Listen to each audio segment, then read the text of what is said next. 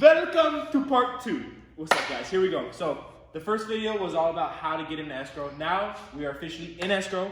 We got all negotiations done. We're in contract for a certain amount and all of that stuff is done. But now we are in escrow. Okay, so the first step of escrow, but step 5 in the process, is getting in your EMD or the buyer's deposit, right? I have a separate video all about EMD, basically breaking it down, what it stands for and all of that. But this is basically the earnest money deposit that needs to be typically 1 to 3% of whatever the purchase price is, okay?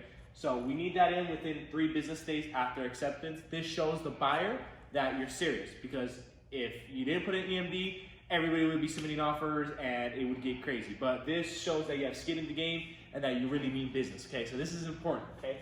The second step, and step number 6 in the home buying process, is seller's disclosure, okay? By law, the sellers need to give you disclosures within 7 business days. Like I said, this is typical. This is the average, okay? These all might be written. They might have to give it in 10 days, or maybe they have to give it in 2 days. This is all written on the contract, but usually it's 7 days, right? And what this is basically the seller letting you know what knowledge they know about the property. Any damages, any problems that happen, they need to disclose it to you and your agent, right? So if there's a death on the property within 3 years in California, by law they have to disclose that with you. If there's a major leak that they knew about, they covered it up, they patched it up, they need to disclose that to you, okay? But keep in mind, this is to the seller's best knowledge, basically their best knowledge, their best ability, okay? So if there's an ongoing leak in the attic and they don't know about it, they can't disclose it because they don't know about it, right? So with this like I said, if there's a big crack in the side of the house and they patched it up, they know about that. They have to disclose it. Or if somebody passed away, they have to disclose that within 3 years, right? So this is basically what the seller's disclosure is, okay? So, next one. Here we are now with the contingency removals. Okay, so the contingency removals, usually there are 3 contingencies that are going to be removed in the process, okay? The first 2 usually happen within 17 days. Like I said before, this all can vary, but this is average, typical, okay? Now, with these contingency removals, the first one you're gonna do is you're gonna inspect the property. So it's gonna be a buyer's inspection period that is gonna be removed, okay? And during this period, most people, what they do is they hire a home inspector to go out there and inspect the property, okay? They also have a termite person go out there and check for termites and stuff like that, okay? When the inspector goes out there, let's say the inspector goes out there, he checks out the roof and the roof is shot, okay? Then the inspector is gonna basically tell the homeowner that you should have the roof further inspected by a professional who deals with roofs solely, okay? Same thing with plumbing. If he finds that there's signs of plumbing damage or leaks or something like that, he's gonna advise the buyer to get a professional plumber to go out there and check the property, okay? So a home inspector, picture them as they're gonna find out all of the general things and then give you advice on professionals to come out there and dig deeper on the problem, okay? So a home inspector is very crucial and very important. Highly advised that you get one to go out there, okay? Also termite, like I said, they go out there, they check the property for any termite damages and stuff like that. That's another very common one that's done, okay?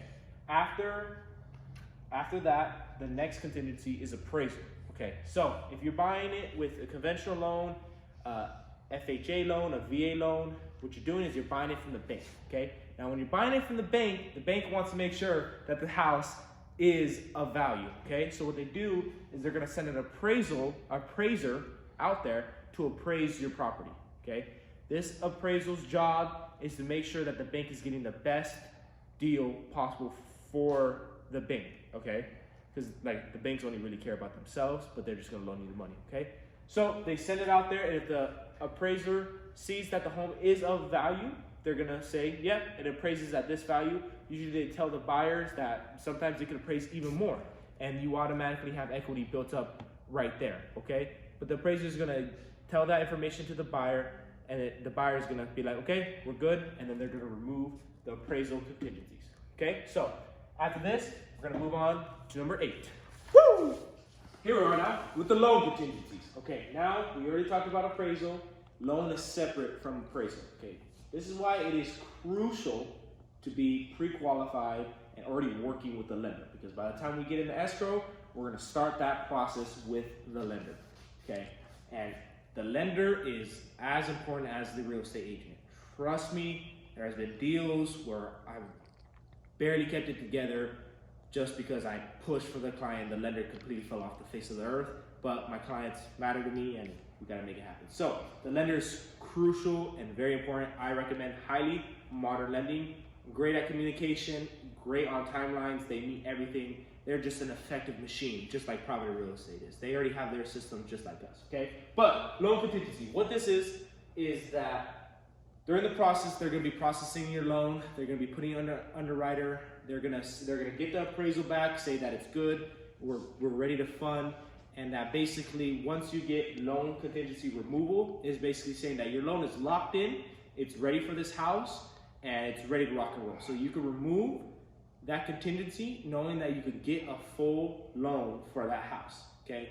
Like I said, before they're still processing it, they're still making sure the appraisal goes out there, that it appraises for that much. They're working with all of those credit unions and everything like that. It's all being ran during that time. Well, credits before, but all of that is still a process, okay? So after you remove the loan contingency, is basically you're saying you're rocking and rolling, okay?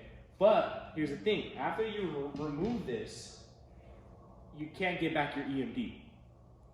You're committed to the deal.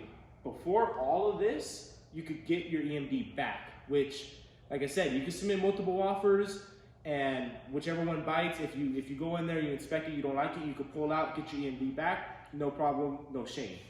But after you remove the last contingency, which is the loan contingency, you can't do that. You're locked in and you're going with it. And if you pull out, the seller gets to keep your EMD, the full amount of the EMD. Okay, so be aware of that.